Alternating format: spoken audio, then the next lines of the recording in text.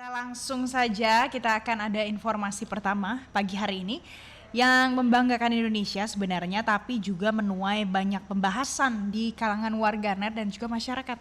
Presiden Joko Widodo akan bertemu dengan Presiden Ukraina dan Presiden Rusia untuk membahas soal perang Ukraina-Rusia yang mempengaruhi pasar global dan berdampak pada ketersediaan stok pangan dunia termasuk di Indonesia.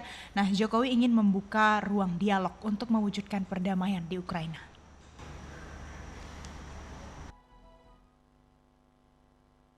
Presiden Joko Widodo akan bertolak ke Kiev dan Moskow di sela-sela kunjungannya dalam acara G7 di Jerman.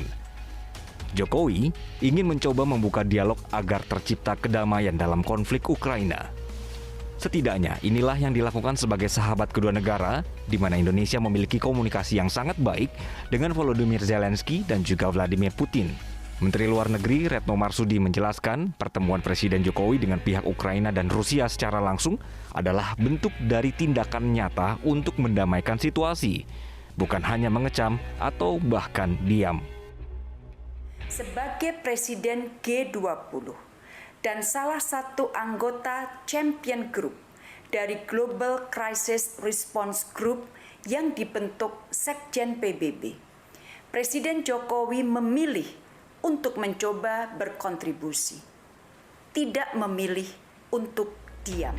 Pengamat hubungan internasional Hikmahanto Juwana menyebut kedatangan Jokowi ke Rusia dan Ukraina sudah sangat tepat dilakukan, baik dari momennya maupun hubungan Indonesia dengan kedua negara.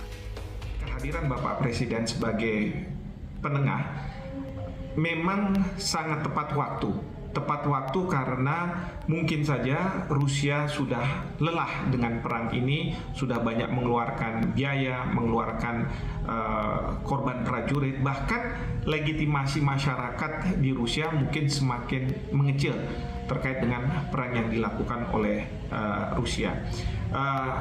Namun demikian juga dari pihak Ukraina, saya yakin mereka pun juga sudah lelah karena tragedi kemanusiaan yang sangat luar biasa.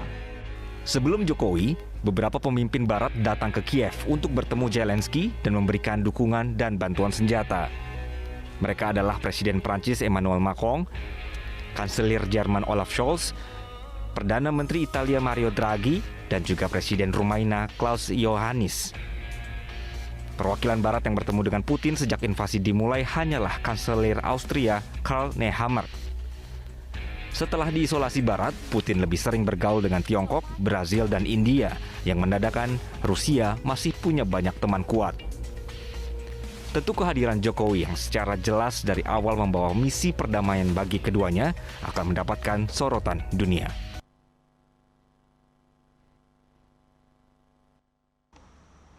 Nah, MG Listener, selalu selanjutnya seperti apa dan langkah apa yang harus Presiden Jokowi ambil untuk mempertemukan kedua negara demi menurunkan tensi ketegangan sehingga konflik global bisa meredah, mengingat banyak negara yang memang harus menerima kenyataan negara-negara mengalami resesi ekonomi. Dan saat ini saya sudah terhubung dengan pengamat hubungan internasional Dina Praptora Harja yang sudah bergabung bersama kami.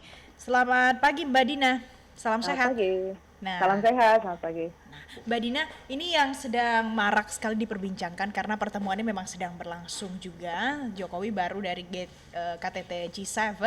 Bagaimana kalau menurut Mbak Dina, langkah yang diambil oleh Presiden Jokowi ini termasuk dikatakan sebagai langkah yang berani untuk berusaha menjadi penengah untuk meredakan konflik di Ukraina dan Rusia. Sebenarnya sejauh ini dari apa yang sudah dipersiapkan dan yang akan dilakukan, apakah sudah merupakan langkah yang efektif, Mbak, untuk dilakukan? Saya sendiri termasuk yang mengatakan bahwa langkah ini berani karena pertimbangan bahwa hasilnya belum tentu positif, itu pertama. Yang kedua, karena memang situasinya memburuk ya, ketegangan ini. Jadi manakala ketegangan sedang buruk-buruknya, kemungkinan ditolak, kemungkinan ditanggapi secara negatif itu juga besar sebenarnya. Adalah kemungkinan itu. Kenapa saya katakan dua hal ini masih menjadi tantangan ya, dan karena itu kita bisa bilang berani bahwa tetap ada upaya, tetap ada keberanian untuk menerobos barrier ini, karena kemarin ya, ketika G7 itu dimulai sidangnya, pertemuan tingkat tingginya, Rusia langsung menunjukkan bahwa mereka tidak mau mundur ya. Mereka melakukan serangan ke tengah kota Kiev dan serangannya itu juga menimpa bangunan apartemen perumahan. Jadi bahkan bukan lagi fasilitas fasilitas militer.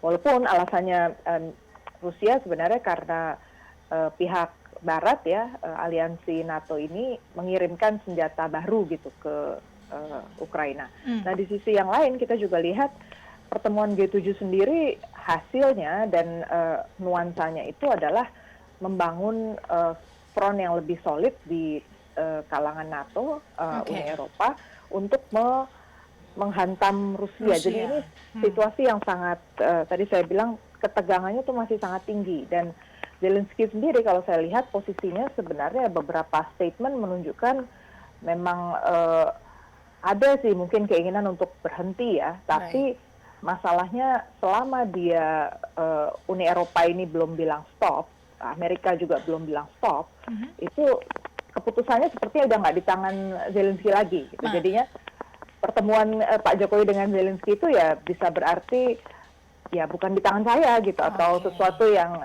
justru di luar kontrol Zelensky. Di luar kontrol gitu Zelensky. Ya. Nah, Mbak Dina, ada yang kalau kita bicara terkait dengan penyelesaian, inisiasi jalan perdamaian, sebenarnya ini kan konflik mungkin masih jauh ya perjalanannya ke depannya, tapi ada niat baik untuk menginisiasi gencatan senjata ceasefire yang juga disebut banyak pengamat, yang juga disebut banyak orang yang terlibat di dalamnya, mungkin seperti itu. Nah, kalau menurut Mbak Dina, dengan peningkatan eskalasi konflik seperti ini, mungkin tidak terjadi ceasefire yang memang diinisiasi oleh Indonesia?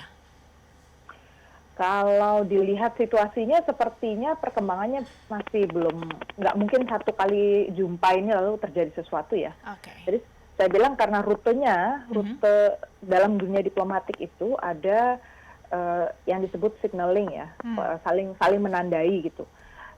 Fungsinya satu kunjungan itu adalah untuk menunjukkan pada negara yang dikunjungi bahwa negara itu sangat penting gitu untuk apapun agenda yang dibawa. Nah, urutan dari negara yang dikunjungi itu juga menandai mana yang dianggap penting lebih dahulu. Lalu mana yang diundang, mana yang atas inisiasi kita, itu juga menunjukkan mana yang lebih penting buat Indonesia. Kalau G7 kan kita datang karena duluan memang, tapi kita diundang kan, kita diundang hadir. Kalau kita kunjung ke Kiev dan ke Moskow, ini kan karena inisiatif Indonesia. Artinya memang Indonesia punya independensi untuk mengambil posisi, which is bagus gitu ya. Nah, apakah kemudian itu akan berujung pada perdamaian? Kuncinya tadi saya udah bilang G7-nya ini. G7-nya ini karena mereka pemasok senjatanya, mereka juga yang sekarang menyusun strategi buat Ukraina melawan Rusia. Jadi kendalinya sebenarnya tidak lagi di Ukraina gitu. Sementara si Rusia sendiri dalam posisi yang sepertinya kalau belum ada upaya untuk tit for tat ya, kalau dalam istilah diplomasi itu kamu dapat apa, saya dapat apa, lah udah kita sama-sama bagi-bagi rata lah sesuatu gitu. Maka nggak ada insentif buat dia juga untuk turunkan tensi duluan, karena di situ udah masalah win-lose ya, siapa yang mundur duluan itu dianggap kalah. Nah, kalau kita lihat juga sebelum yang dilakukan oleh Presiden Jokowi sekarang ini ke Rusia dan juga ke Ukraina, ada satu Turki aja kita ambil salah satu contohnya. Recep Tayyip Erdogan juga pernah datang untuk berusaha untuk menginisiasi perdamaian ini muncul. Tapi ternyata tidak ada hasil yang signifikan. Mungkin itu masuk dalam sinyal yang seperti Mbak Dina sampaikan. Kalau yang dilakukan Jokowi kemudian dikomparasikan dengan yang dilakukan oleh Erdogan, ini mana yang lebih baik, mana bargaining position yang lebih kuat, Mbak Dina? Kalau Turki sama Indonesia dari segi geografis kan punya kepentingan yang berbeda. Turki itu negara yang ibaratnya di pinggirannya NATO ya, yang menjadi anggota NATO, tapi juga ditolak-tolak melulu masuk di kelembagaan ekonominya Uni Eropa kan. Jadi dan Turki ini juga berusaha, tahulah dia ditolak terus oleh Uni Eropa, Tapi kalau soal militer, soal perbatasan, dipakailah si Turki ini. Jadi kartu itu yang dia pakai untuk meninggikan posisi tawarnya mereka, khususnya untuk akses ke Laut Hitam. Kita tahu bahwa untuk Rusia, Laut Hitam itu penting sekali ya untuk militer maupun untuk perdagangan mereka, karena kita tahu Rusia itu jalur ke lautnya terbatas, entah lewat laut di Eropa sana atau di Laut Hitam itu. Sementara kalau Indonesia, posisi strategis kita ini karena pertumbuhan ekonomi, pasar besar, kawasan itu adanya di Asia Pasifik, Asia Tenggara gitu. Dan Indonesia ini termasuk pasar terbesarnya, dan artinya the growth of atau penjualan aneka produk dari Rusia maupun dari Ukraina itu bergantung juga pada kemampuan beli dari orang-orang yang ada di kawasan ini gitu. Jadi nilai tawar yang kita miliki adalah di sektor ekonomi, kita punya pasar, bisa dikatakan seperti itu Mbak Dina? Betul, betul. Dan sisi lain, kawasan ini sebenarnya selama bertahun-tahun ya, 20 tahun lebih, sejak tahun 90-an ya, Perang Dingin usai, pada dasarnya kawasan yang paling stabil, paling promising juga untuk menjadi tempat investasi yang berbuah banyak gitu. Jadi kalau kita maunya tuh ya diingatkan kembali lah, terutama Jokowi ini kan urgensinya G20 ya. Iya, presidensi G20 ini, G20 ini kan signifikansinya buat stabilitas perekonomian pada dasarnya, baik itu ekonomi makro moneter maupun fiskal, maupun yang mikronya itu ya aneka kerjasama lah, kemitraan, bantuan-bantuan, itu kan skema-skema itu yang ditawarkan di G20. Nah ini semua kan niatnya Pak Jokowi dilanjutkan kan, jangan sampai ini berhenti hanya karena kemudian tiba-tiba ada polarisasi yang begitu tajam antara kekuatan-kekuatan besar ini gitu. Jadi ini yang mau disampaikan, dan saya kira pemetaan situasi di kawasan di luar dari Eropa itu jadi penting untuk diketahui Zelensky maupun Putin gitu loh. Dan G7 juga. Nah, gitu. Mbak Dina, kalau kita bicara soal presidensi G20, ini kan jadi salah satu agenda juga nanti Jokowi datang ke Jerman, juga ke beberapa negara termasuk Rusia dan juga Ukraina. Dengan kunjungan kedua negara ini, apakah nanti bisa berdampak signifikan pada, bisa jadi ada pertimbangan salah satu antara Zelensky ataupun Putin ingin datang ke summit G20 nanti di Bali? Kalau summit G20, Putin setahu saya udah bilang akan datang ya. Belum jelas datangnya akan walaupun penuh online. dinamika begitu ya Mbak ya? Betul. Online atau fisik kita belum tahu ya. Dugaan saya sih mentok-mentoknya online. Demikian pula Zelensky datang kan karena desakan dari negara-negara yang anti terhadap Putin kan. Supaya jangan dianggap business as usual gitulah G20-nya kan. Dan kita tahu ada desakan dari negara-negara barat untuk mengeluarkan Putin atau Rusia dari G20 gitu.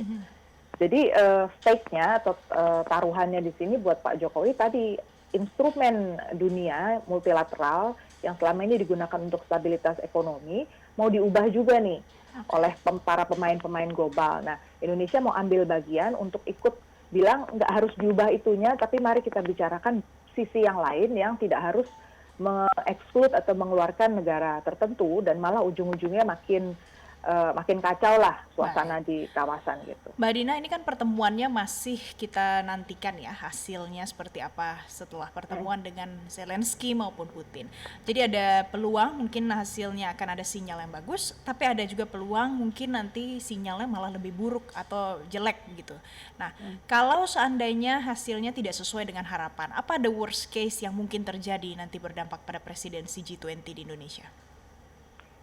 Yang terburuk di G20 menurut saya memang agenda-agenda rutin nggak bisa mendapatkan perhatian sebagaimana diharapkan. Summit itu kemungkinan agendanya sama sekali bukan yang dibahas, tapi agenda Barat tadi kembali lagi ke isu mau mengeluarkan Rusia. Misalnya, kalau situasi makin buruk di Ukraina juga masalahnya harus dipikirkan mungkin antisipasinya, kalaupun tidak hadir nih Rusia atau Ukraina pada akhirnya tidak bisa hadir, nuansa diskusinya juga negatif, Indonesia harus sudah punya posisi, oke, terus G20-nya mau dibawa kemana gitu, dengan situasi yang seperti ini. Baik, jadi diharapkan juga pemerintah mungkin yang sedang mendengar perbincangan kita pagi hari ini pasti sudah tahu ya Mbak Dina ya pemetaannya seperti apa kalau ada the worst case skenario-nya. Baik, kalau begitu terima kasih Terima kasih. Dina Praptor Harja, pengamat hubungan internasional sudah bergabung bersama kami di Morning Traffic.